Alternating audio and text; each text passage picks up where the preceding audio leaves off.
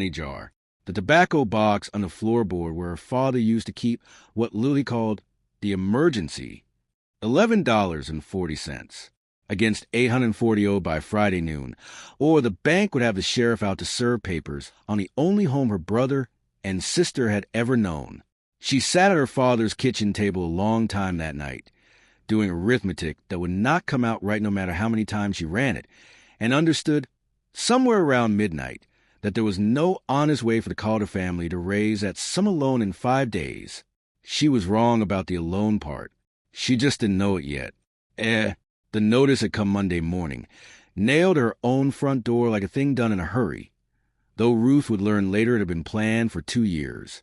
Notice of acceleration. Full balance due, $840. Payable in full by noon, Friday the 14th, or foreclosure proceedings will commence. She'd read it 3 times standing on her own porch before the words settled into something she could carry into the house. Her father had taken that mortgage out in 1879 to dig a proper well, and had paid it faithfully for 9 years, and had missed exactly 1 payment. 9 days late, the week he was too sick to sit a wagon, and the roads were too bad for anyone else to make town in time. 9 days. 2 years ago. She had not known, until Monday, that 9 days had been enough to hand Silas Rourke the whole of her family's future. Larkin, Kansas, in the spring of 1888, had 1 bank, and Silas Rourke had owned it outright for 11 years. He was not, by his own account, an unreasonable man. He extended credit. He financed wells and fences and seed. He had, over those 11 years, also quietly assembled some 4,000 acres of foreclosed farmland into his own holdings, a fact the town discussed in low voices, and never quite to his face, because a man who holds your neighbor's mortgage is a man you're careful around. He wanted to call the place specifically, and had for years, because a creek ran cleanest through of any parcel for 6 miles, and a certain railroad syndicate had recently expressed interest in a stock watering spur that would need exactly that water.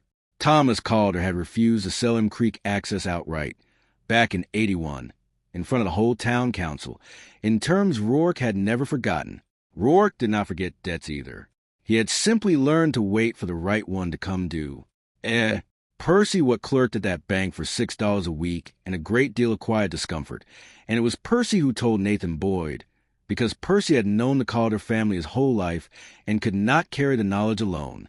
He found Nathan at the smithy on Tuesday and told him plainly, in a particular low voice of a man risking his position to do it. Full balance, Friday noon. Mr. Rourke's had that acceleration clause sitting ready 2 years, near as I can tell from the file. He's been waiting on a bad crop year to spring it, so she couldn't pay quick even if she tried. Nathan Boyd set down his hammer. He had loved Ruth Calder, quietly and at a careful distance, for the better part of 4 years. Ever since her father's illness had made courting a luxury she had no time for, and he had never once pushed, because a decent man doesn't press a woman already carrying everything she can carry. He understood, standing in his own smithy, that this was no longer a season for a careful distance. Ruth Calder was 29 years old and had been running that farm, in every way that mattered, since she was 23. Her mother had died young. Her father had held on 9 more years, failing slowly, and Ruth had raised her younger brother Daniel and her sister May alongside running 400 acres, because that was simply what needed doing, and there had been no one else positioned to do it. She had turned down 2 proposals in those years, from men who'd have made fine husbands and poor patients for a household that came with 2 children and a dying man attached. She had never once complained about any of it, publicly, to anyone. What the town of Larkin knew about Ruth Calder, and what Silas Rourke, in his careful 2-year calculation, had entirely failed to account for, was that the Calder farm had been, for a generation, the place a struggling neighbor went when there was nowhere else to go. Thomas Calder had lent seed grain to half the county at one time or another, in bad years, without interest and often without a note written down at all. He'd lent his own wagon and team to families burned out or flooded out, no questions, no schedule for return beyond whenever you're through with it.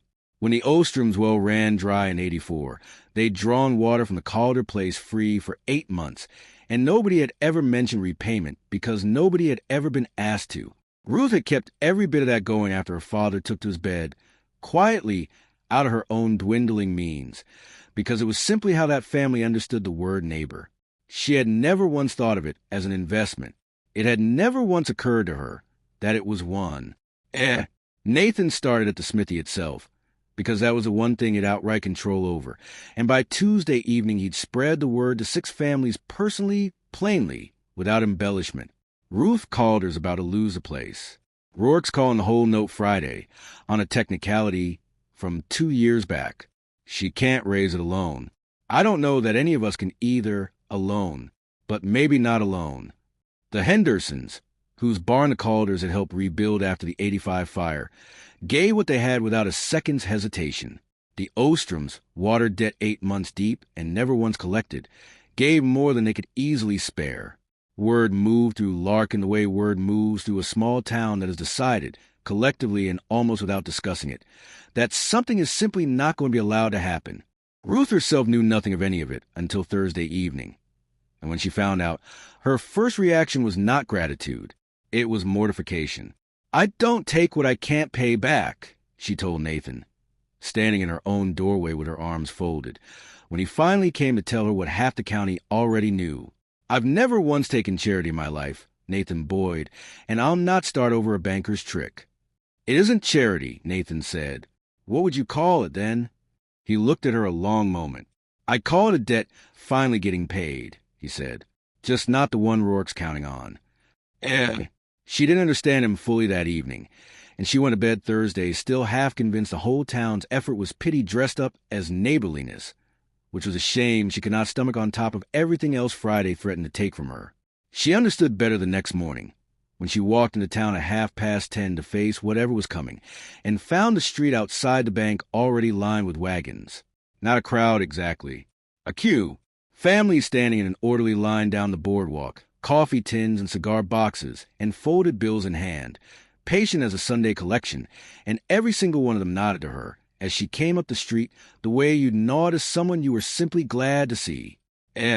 Silas Rourke had heard the rumor by Thursday evening, too, from Percy, who could not quite keep the satisfaction out of his voice reporting it, and Rourke had dismissed it entirely over supper. "Goodwill's a fine thing at a quilting bee," he told his wife. "It won't cover $840 by Friday noon. These are farmers, not bankers. Half of them haven't got $2 loose between now and harvest." He said it again Friday morning to Percy, watching the first wagon pull up outside with something close to amusement. "Let them try," Rourke said. "Business is business, Percy. Sentiment doesn't spend at my counter." He was, within the hour, going to learn exactly how wrong a man can be about arithmetic he hasn't bothered to check. The line moved slowly and deliberately, because nobody was in a hurry to leave, and because each family wanted a private word with Ruth before they handed Percy their contribution across the counter. The Hendersons went first, then the Ostroms, then families Ruth barely knew by more than name, a homestead 2 townships over whose grandfather had once, decades back, borrowed a plow from a Calder nobody currently living had ever met, and had told his own grandchildren the story enough times that they'd driven half a day to be there. Coins, small bills. One old woman contributed a gold ring, apologizing that it was all the cash equivalent she had, and was gently, firmly refused by 3 separate neighbors who covered her share themselves before she could argue. Percy counted it all into a ledger with a hand that shook slightly out of something that was not entirely professional composure. Rourke came out from his office at 11:30, drawn by a noise in his own lobby he could not immediately account for, and found his bank filled wall to wall with farmers holding out cash he had genuinely not believed existed in that county before harvest. "What is the meaning of this?" he said, to no one in particular, which is the sort of thing men say when they already understand the meaning perfectly well and are simply by a moment to compose themselves. $840, Mr. Rourke, Nathan Boyd said, stepping forward with the last of it in a canvas bag, tendered in full, in legal currency, before your own stated noon deadline. "I believe the law is plain on what happens next." Rourke tried one card, because a man who has planned a thing for 2 years does not fold at the first sign of trouble. "The note is Miss Calder's obligation. I'm under no requirement to accept payment from," He looked around the crowded lobby, searching for a word that wouldn't sound as ugly out loud as it did in his head, and failed to find one. From whoever happens to be standing in my bank. It was a county circuit lawyer, of all people, in town that week for an unrelated land dispute and drawn to the commotion by simple curiosity, who answered him from the back of the room, plainly, for the benefit of everyone present. Mr. Rourke, the law doesn't ask who tenders a debt. It asks whether it's tendered, in full, in legal currency, by the deadline stated in your own note. This is all three. You're required to accept it and mark that mortgage satisfied, or I'll be filing complaint with the State Banking Commission myself, this afternoon, as a private citizen with nothing better to do this week. Silas Rourke stood in his own crowded lobby and did the arithmetic on that sentence the way he'd once done the arithmetic on a foreclosure he'd waited 2 years to spring, and arrived, for the first time in his whole business, at a number that didn't favor him. He counted it. $840 in coins and small bills, and a folded 20 from a family that could not, by any honest accounting, afford to give it. Counted out on his own counter by Percy Watt's shaking hand, while half of Larkin County stood in his lobby watching him do it. He signed the note satisfied.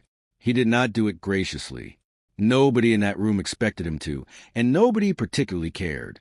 Ruth Calder stood at the back of her own rescue, hand over her mouth, understanding at last exactly what Nathan had meant the evening before about which debt was actually being paid. She tried, walking out of that bank, to say something adequate to a crowd of 80-some neighbors who had emptied their coffee tins for a woman most of them barely knew to thank properly. What came out instead was considerably simpler. "I don't know how to pay this back," she said. Old Mrs. Ostrom, who'd drawn free water from the Calder well for 8 months in a drought and never once been asked to account for it, patted her arm. "Honey," she said, "you already did. 9 years ago and every year since. We just took our time getting around to noticing." Ruth Calder, who had not cried once through 2 years of a slow-dying father, for years of raising 2 children alone, and 5 days of watching her whole world get priced at $840, cried standing in the middle of Larkin's Main Street in full view of the entire county. Nobody thought less of her for it. Several people joined her. The Calder Farms mortgage was marked paid in full that Friday and stayed paid because the second thing that happened, quietly, over the following weeks, without much fuss, was that Silas Rourke's 4,000 acres of quietly assembled foreclosed land began attracting a very different kind of attention. The county newspaper ran the whole story, plainly, without embellishment, because it needed none. 2 other families with acceleration clauses of their own, timed similarly conveniently, came forward once they understood they weren't alone in having been waited out. Rourke kept his bank. He was not ruined, and this story does not pretend that men like him generally are. But Larkin watched him more carefully after that, the way a town watches a man once it's seen plainly what he's capable of waiting 2 years to do, and the State Banking Commission's letter, when it eventually came, cost him considerably more than $840 to answer. Nathan Boyd came to the Calder place the following Sunday, not to organize anything for once, just to sit on the porch and be there, and Ruth found she did not mind the company nearly as much as 4 years of careful distance might have suggested. "You could have told me you loved me instead of just quietly running a rescue committee," she said. "I tried courting you plain once," Nathan said. "For years back. You told me you hadn't the time to spare for it, and you weren't wrong, and I didn't push." He looked out at the fields. "Figured the least I could do, this time, was make sure you had a farm left to eventually have the time on." Ruth Calder considered that for a while, the way she considered most things, carefully and completely and without wasted motion. "Well," she said finally, "I believe I might have some time now." They married the following spring, on the Calder porch, with something close to the whole of Larkin County in attendance, because by then it had become, without anyone officially deciding so, something of a community holiday. Daniel and May stood up as witnesses, grown considerably in the year since, and the reception ran to a potluck so large it took 3 tables end to end to hold it. Every family that stood in that bank line bringing something, the way you bring something to a house that once fed half the county, without ever once being asked. Ruth kept the tradition her father started, the open door and the free seed grain in bad years, and never again thought of it as anything but ordinary. She'd learned that Friday in April exactly what it becomes when a whole county remembers who taught them the word neighbor in the first place. It becomes, when the day finally comes, a farm nobody can take from you, because it was never really only yours to begin with.